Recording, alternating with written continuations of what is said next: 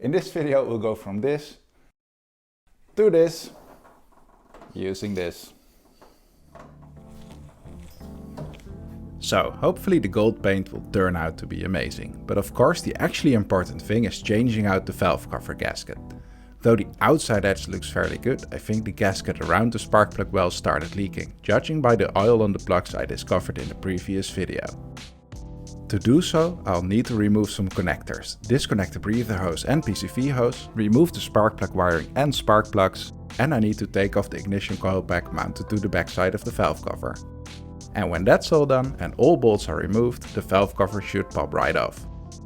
First, let's remove the plug wires. I used painter's tape to mark their location, but the unequal length wiring makes it hard to reinstall wrongly, so that step proved to be unnecessary. The next step is to remove the two 12mm bolts holding the coil pack bracket to the valve cover. There isn't a lot of space, so I used the smallest ratchet I could find. The two connectors are mounted on a small bracket that in turn is mounted between valve cover and coil pack, so let's pop those off. And this gives me enough space to take out the second bolt. And that was surprisingly hard. So happy me noises.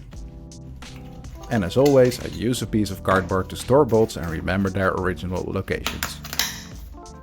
Next up is the PCV hose. I use a plier to get the hose clamp out of the way and pull off the hose. Then onto the breather hose. Removing it at the valve cover side would have made much more sense, but hey, this works too. I then unclip the oxygen sensor connector and unplug the cam angle sensor. And to increase room for activities a bit, I loosen the clips holding the big wiring loom next to the valve cover. Time to remove the spark plugs. Using a dedicated spark plug socket, I break them loose by hand and get them fully out using the impact wrench. I know I could use power tools for the whole job, but I still prefer breaking bolts loose by hand wherever possible. And there it is, the dreaded oily spark plug. Let's hope replacing the gasket indeed fixes this issue. Now, the next step is to remove the 11 bolts holding the valve cover in place. Again, I break them loose by hand and finish the job using power tools. And even though the bolts are equal length, I still store them in their correct positions in the cardboard for later reinstallation. And now the moment of truth.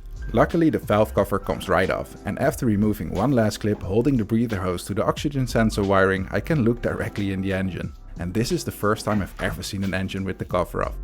And it's exactly why I love this car. It makes learning new things incredibly accessible. Now, time for my favorite work, cleaning. I first remove the gasket, finding there is no RTV or gasket maker on the 90-degree bends. I use brake cleaner as well as a non-abrasive plastic brush to clean up the worst of it. Now, for further and more aggressive cleaning, I remove the breather hose, PCV valve and the plastic bits. And even though I cover the cam angle sensor in tape here, it can't easily be removed with a ratchet or wrench, so that would definitely have been the better method. I now use a strong engine degreaser and the same brush to further clean the cover, both the internal and the external side. And it looks a lot better already. I want to go one step further though. I've seen people clean the cover and just put it back on, but it's likely that water and cleaner made their way into the inner valve chambers. So I remove the small bolts, take off the covers and find both water and oily nastiness, which again I clean up as best as I can. I'm happy I did this, as otherwise this would have ended up in the engine. And this is also where it's possible to push out the PCV grommet to make painting the cover a bit easier later on. I reseal the covers using RTV and reinstall those covers with the small bolts which I cleaned up and gave the Loctite blue treatment. And that looks a whole lot better. Now, I was painting part of my living room ceiling at that time, so I had an actual paint booth setup of sorts. A piece of plasterboard on a roll card provided the base I needed to make painting easier. First, let's plug the small holes using foam earplugs, which I then cut off flush. I then use painter's tape to mask the big holes and use a sharp knife to make the masking as round and as nice as possible. And now the 10-step process of getting the paint on. My painting skills have been called subpar in the replies on a previous video, which is completely fair. So this time I try to follow instructions to the T and do as decent a job as possible. A total of 9 layers with the exact correct drying time in between later, it's time to bake the paint. Yes, bake. My oven is just big enough to fit the cover, and I let it bake for some time. I then push the PCV grommet back in after having to put it in hot water to soften it up a bit and reinstall the cam angle sensor and brackets. I'm super happy with the gold paint, but I feel that it could be better still. So I bought enamel paint at the local craft store, as well as syringes. This engine has indented lettering, so it's possible to fill them up with paint. Now, the syringes created more mess than I hoped, but with some careful cleaning of the edges, the end result is amazing. I am super happy with how it looks. After some more drying, it's time to reinstall the valve cover. But first I need to clean up the mating surface and remove the old dried up RTV in the 90-degree corners. First I clean up the surface using brake cleaner on a microfiber towel. And then I carefully remove the RTV. Be sure not to drop it in the engine, but rather push it to the outside. A quick inspection shows that the mounting surface should be clean enough for the new valve cover to sit nice, snug and leak free. But not before a new gasket is installed. I squirt a little bit of RTV in the 6 straight angles and then reseat the new gasket. I used a silicone roller to push the gasket in tight, but looking back I don't think that was necessary.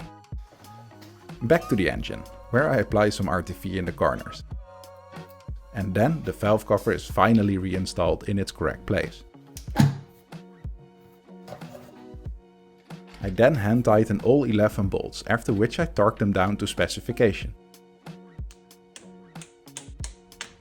Now, this is where my camera battery died. So let me show you the exact torquing order I followed. As you can see, the 3 middle bolts need to be torqued twice.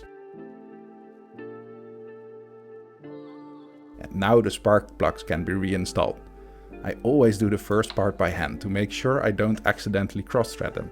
And after that I torque them down.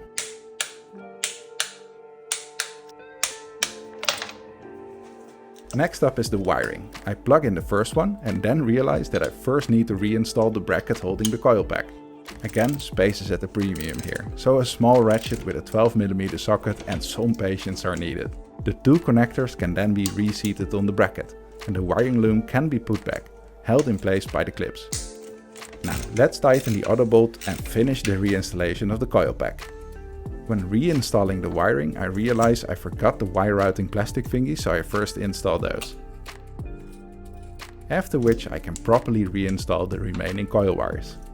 Now I reconnect the cam angle sensor and reinstall the oxygen sensor plug bracket as well as the small, seemingly useless bracket on the right of the manifold. Apologies for doing this off camera, but I highlighted them here. Then I reinstall the PCV valve and hose. And lastly, I reconnect the breather hose and put the hose clip back in its position. Now, one last thing to finish this properly. I had a new oil cap lying around and it's not a real Mazda Speed one, just being honest, but it does complete the look. And that's it, I'm super happy with how it all came out. I know the gold color won't be to everyone's taste, but this is my car and I love it. And that's what it's all about, right? Thank you so much for watching. I hope to see you back for the next video. Bye bye.